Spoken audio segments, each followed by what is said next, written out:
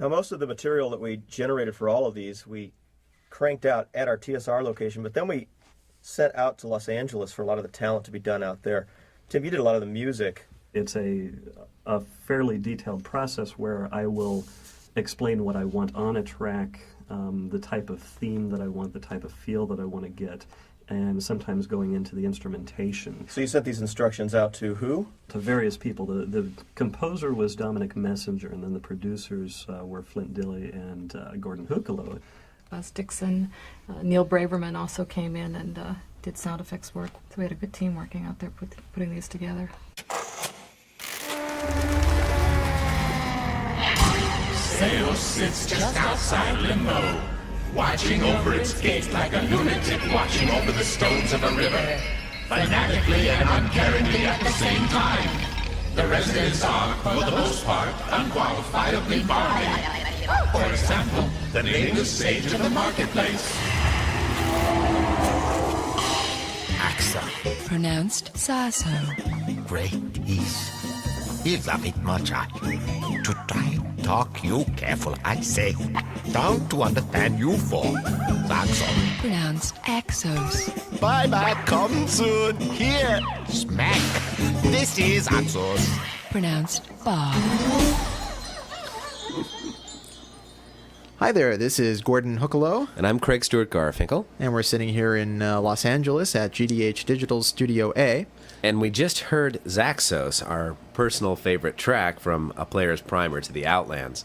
Well, Craig here is responsible for many of the wonderful compositions you hear on these audio CDs. Well, thank you. And Gordon's responsible for recording the dialogue, putting it in context with the world that it's in, and then creating the final ambience in the final mix.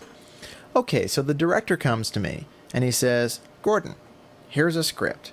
We have to make this thing live. So the first thing we do is we find some actors that are going to really fit the part of the characters, or the NPCs.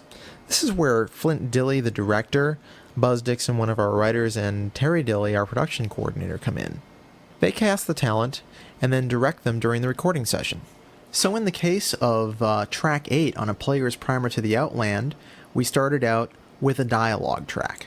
The beauty of faunal is that anyone partial to animals is welcome here. If you don't mind holding a conversation with an animal that's probably smarter than you are, you'll get along fine. Now, after we get a clean dialogue track that we all like, the entire creative staff gets together and we decide what we're going to do with both sound effects and music. You can create quite a bit of imagery with music alone, so we start there. In this particular scene, the creature is very sensual and very wild and very feline-esque, and so it invoked this kind of music.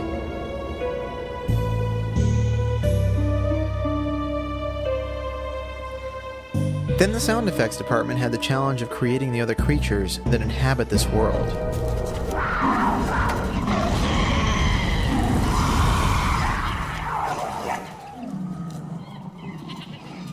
They make it sound a lot easier than it actually is. But once you've got this wonderful wall of ambient noise that's just dancing around your head with these animals, then you've got the task of rebalancing it with the music and the primary dialogue.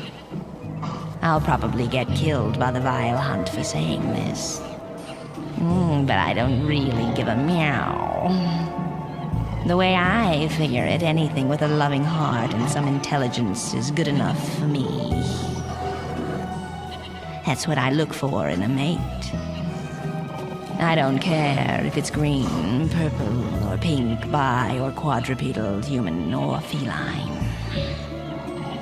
As long as it's a loving soul, that's what I look for. Now, at least in faunal, at least in faunal, most of the characters or the animals seem somewhat, like they could exist. But working for TSR poses its own set of problems. I mean, what do you do, for example, when you're creating a mimir that doesn't exist? How do you make that come to life?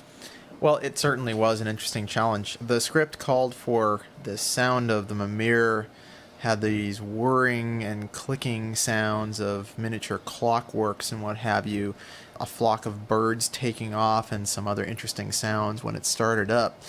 The birds, that was actually fairly easy. We took some recordings of many flocks of birds who were indeed taking off. Something like about actually four to eight different recordings of them and just layered them together. That worked out well. Well, what about the Clockworks? Well, for the Clockworks, that was a little bit more of a challenge. I was looking for something that was fairly organic in sound, so I went to some cuckoo clocks and pulled the mechanical whirrings out of them, cut and pasted them together, as well as, believe it or not, some slot machines from Las Vegas. And of course, you charge that to the client. Of course. This is also one case, however, where music actually becomes part of the sound design.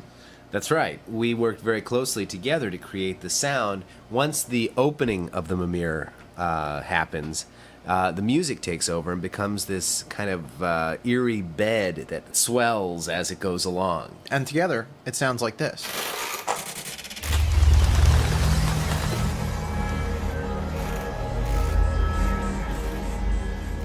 I mean, is that really music? I'm not sure, but it works as a nice eerie bed.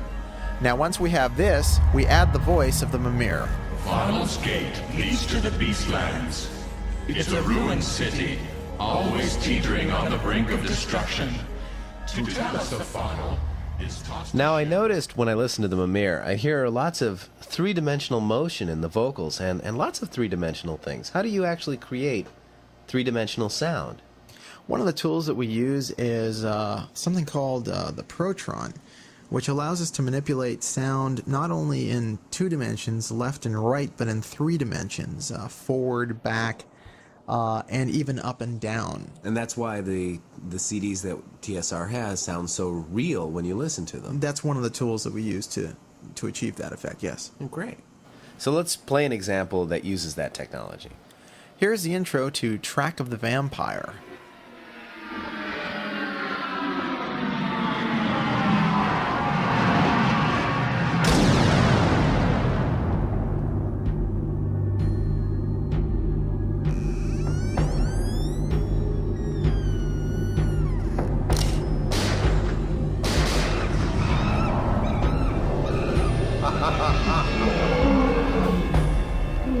Well, Gordon, it seems like we're getting dangerously close to giving away all our audio secrets. Yeah, Craig, I guess we should save a few of them for the next CDs. So, for Craig Stewart Garfinkel and Gordon Huckelo, it's been a pleasure sharing some of our secrets with you today.